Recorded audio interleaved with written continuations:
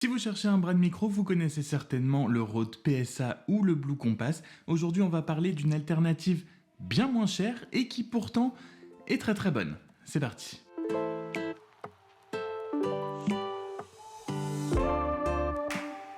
Salut tout le monde, c'est Franck et donc aujourd'hui on va parler de la dernière addition que j'ai fait sur mon bureau, que je vous ai présenté très rapidement dans la dernière vidéo que j'ai sortie sur mon setup de stream depuis ma Xbox Series X. C'est le bras de micro de la marque Neewer. Totale transparence, j'ai reçu gratuitement ce bras de micro. J'avais contacté la marque Neewer, qui est une marque que je connais personnellement puisque j'ai déjà utilisé leurs produits et ils proposent énormément de produits, soit pour la photo ou la vidéo ou le son notamment, qui sont vraiment pas très chers et qui sont vraiment des bons produits. J'avais donc repéré ce bras de micro spécifiquement, je les ai donc contactés, je leur ai demandé s'ils voulaient bien m'envoyer un de leurs bras de micro pour que je puisse vous le présenter et le tester. Ils ont très gentiment accepté, donc merci à eux. Ça va pas m'empêcher de vous dire ce que je pense exactement de ce bras de micro qui a des avantages et des petits inconvénients, vous allez voir. Mais concrètement, déjà, esthétiquement, c'est exactement la même chose qu'un Rode PSA. Je vois pas de différence si ce n'est la base, mais le bras en lui-même est quand même très esthétique, pas de ressort apparent, pas de vis apparente, tout est très bien caché, c'est un peu uniforme, c'est noir mat, c'est bien fini, c'est du métal, c'est joli. On a même des petits caches pour faire passer les câbles du micro à l'intérieur et pouvoir les cacher avec des petits caches en plastique qu'on rajoute par-dessus pour que ça fasse vraiment uniforme, clean et tout. C'est vraiment très très joli. Et il n'y a pas que l'esthétique qui est bien finie, le bras en lui-même est vraiment très costaud puisqu'on sent quand on bouge le micro, qu'on le tire par exemple pour le mettre dans une position, on sent qu'il y a une vraie résistance. On peut mettre un micro lourd, j'ai personnellement un Fine K690 qui pèse un peu plus de 500 grammes dessus et ça ne bouge pas. Quand je tire le bras de micro pour le mettre là où je veux le mettre, ça bouge pas, ça coulisse très bien, il n'y a pas un grincement, il n'y a pas un bruit qui donne une impression cheap ou que voilà, c'est pas hyper résistant. Ça marche très très bien, le micro reste parfaitement en place là où on l'a mis, il n'y a pas de mouvement de recul ou de ressort voilà, qui va revenir un petit peu en arrière ou qui va faire bouger.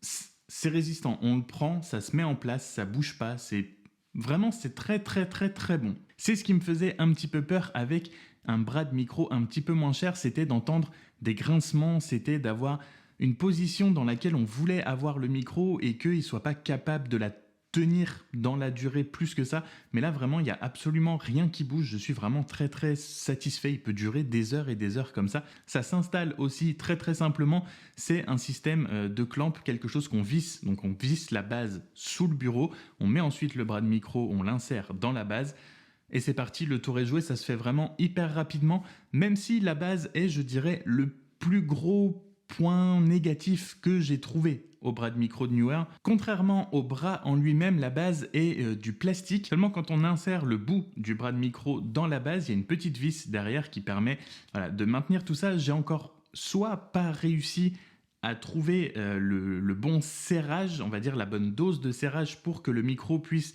vraiment faire presque un tour complet sur lui-même sans que ce soit un souci, sans que la vis gêne et que ce soit trop serré, ou si on le desserre un petit peu, on a très rapidement le bras de micro quand on le tire et qu'on le bouge, si vous le bougez beaucoup, ce qui n'est pas mon cas, donc voilà, personnellement c'est pas trop un souci, mais j'ai essayé de le bouger un peu comme ça. Si vous serrez pas assez la vis, il va très vite bouger au niveau de la base en fait. Et enfin, si vraiment vous tirez dessus un petit peu fort ou que vous voulez l'étendre très fortement et que vous faites des gestes un peu brusques, la base a tendance à bouger en même temps que le bras de micro. Donc si on y va pas comme une brute, ça se passe très très bien. Si vous êtes quelqu'un qui est un petit peu plus du genre un petit peu plus bourrin, faites juste attention parce que la base a tendance un petit peu à bouger avec le bras. Comme je vous l'ai dit, encore une fois, pour moi c'est pas trop un problème puisque je l'ai mis à un endroit, je tire et je pousse. Il fait toujours le même trajet, on va dire. Donc, si vous avez une utilisation un peu comme moi, que vous savez qu'il va être à un endroit et que vous n'aurez pas besoin de le bouger dans tous les sens ou de le tirer extrêmement loin, vous n'aurez pas de problème.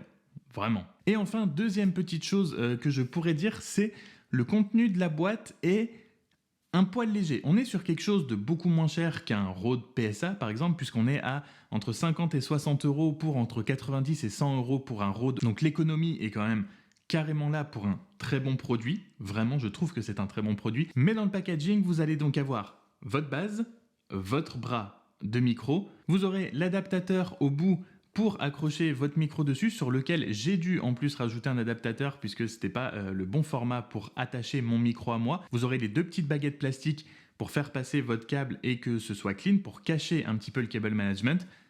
Mais c'est tout, il n'y a pas de shock mount, il n'y a pas de pop filter, il n'y a pas de petits scratch pour faire passer ou maintenir d'autres fils pour le cable management. Donc, comme je disais, même si c'est moins cher qu'un Rode par exemple, ça reste quand même plus cher que certains autres modèles un petit peu plus bas de gamme dont je vous parlais au début avec les ressorts apparents et tout ça, mais qui eux ont dans le packaging ce genre de choses, peu importe la qualité que ça vaut, c'est présent à l'intérieur, c'est toujours appréciable. Là, vous avez vraiment juste le bras de micro, la base et les petites baguettes pour le cable management. Mais donc concrètement, pour résumer, si vous cherchez un bras de micro qui soit esthétique, qui vous dure quand même un petit peu dans le temps, que vous n'ayez pas peur qu'il grince dans tous les sens à chaque fois que vous le bougez, mais que vous n'avez pas non plus 100 € à mettre pour avoir le top du top, le bras de micro Neewer est vraiment une option ultra intéressante pour le prix. J'en suis absolument ravi. Ça fait gagner de la place, mine de rien, c'est hyper pratique parce qu'on peut le bouger dans tous les sens et esthétiquement, c'est quasiment un clone de ce que vous pouvez avoir chez Rode. Donc n'hésitez pas, le lien est dans la description si jamais vous voulez aller y jeter un coup d'œil. Voilà, ce sera tout pour moi pour aujourd'hui. J'espère que cette vidéo vous aura été utile et vous aura apporté des infos sur une alternative possible dans vos recherches de bras de micro. Comme d'habitude, prenez soin de vous. On se retrouve très vite dans une prochaine vidéo. Salut!